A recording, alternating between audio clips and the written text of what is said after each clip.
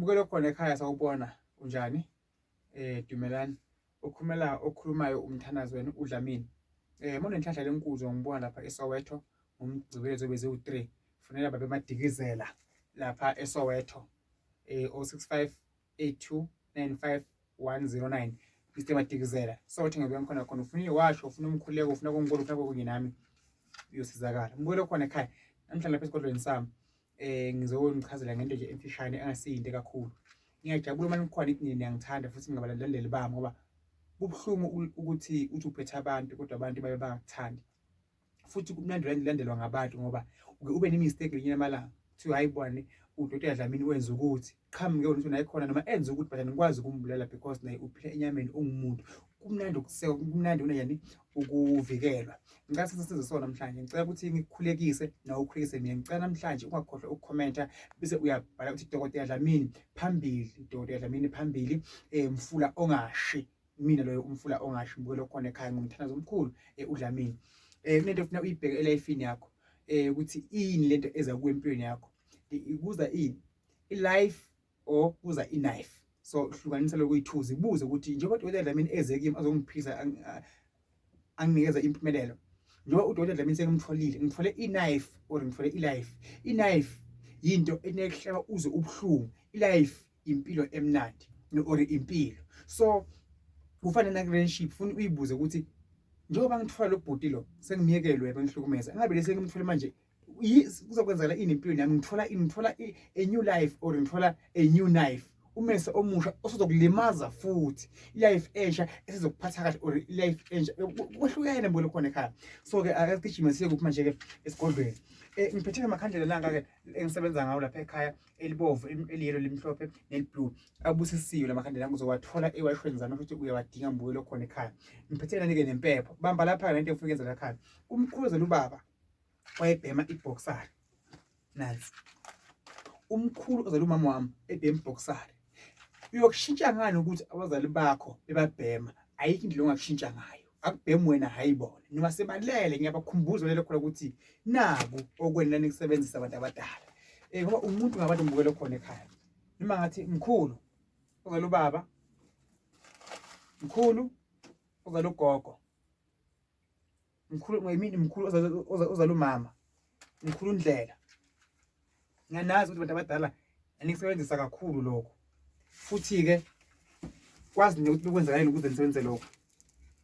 Ugwayi lo iboxer yena. Ngicela ukuba manje mkhulu ozala ubaba ungipha amandla kuphila. Ngiphisa abantu abagulako, ngithandeke abantu ngibe negazi kubantu. Mkhulu ozala umama ngicela ukuthi abantu ngithandeke, ngiphisa abantu bangilandele, abantu ngibaphilise, bayibone impumelelo kimi, ngingadlali ngabantu. Mbukelo khona ekhaya bese ungena lapha emva kwalokho. Wena waziyo ukuthi wena bekwenzakala nempilweni yakho. Sesiyashisa ke manje. Sesiyashisa ke manje. Shisa yini manje ke impepho. Nanso ke impepho manje siyasha.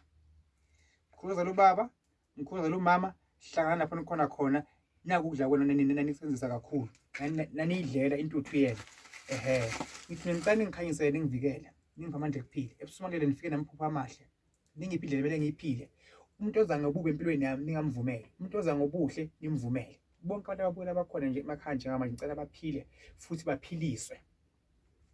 Ebuhlungwini abendlule kubo nebuhlungu ababhekane nabo nokube basizobhekana nabo kungabe kusenzeka kwenzeke okuhle kuphela. Ngicela kuwe ke mkhulu, ngicela kuwe ke manje mkhulu ozala ubaba, Dlamini okunene, uDonda basembebeni, bahamba semgodi bisingalali shada kasobhuza. Angikhulumela manje ke siba likhulu bongwane boDlamini bomalandela emalangeni lamahle.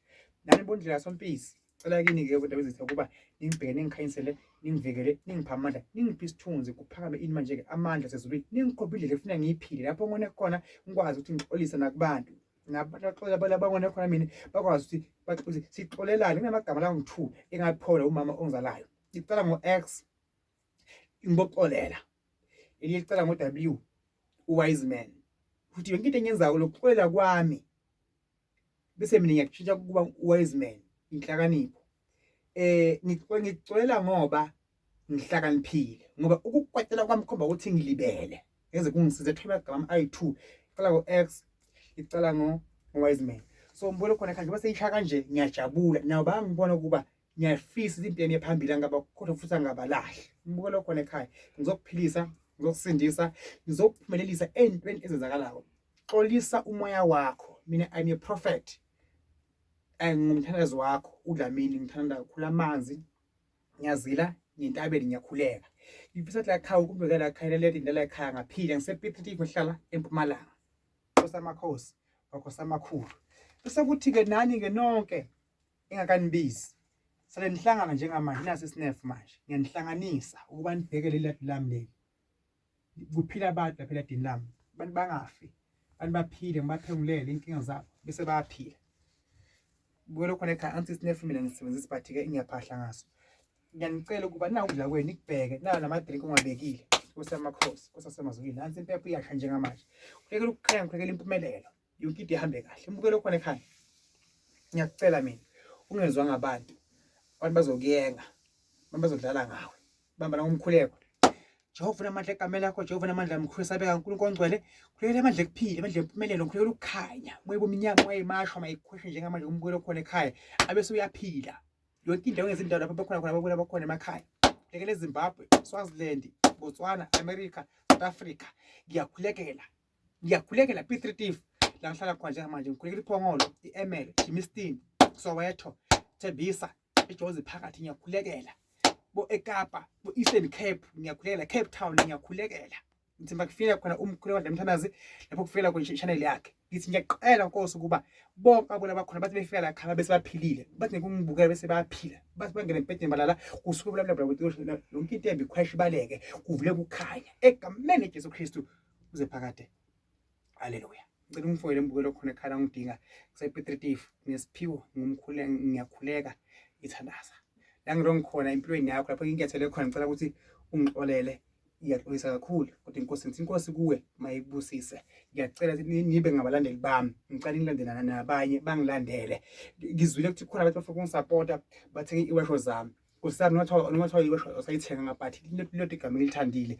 Kukhona abafisa ukungibona mina ngiyaphambili. Ngicela ukuzwa ngawo ukuthi ngekufisa kwakho ufisa ukungibona ngikuphi ngempilo. Mina ngekufisa kwami ngifisa ukubona ungenhla.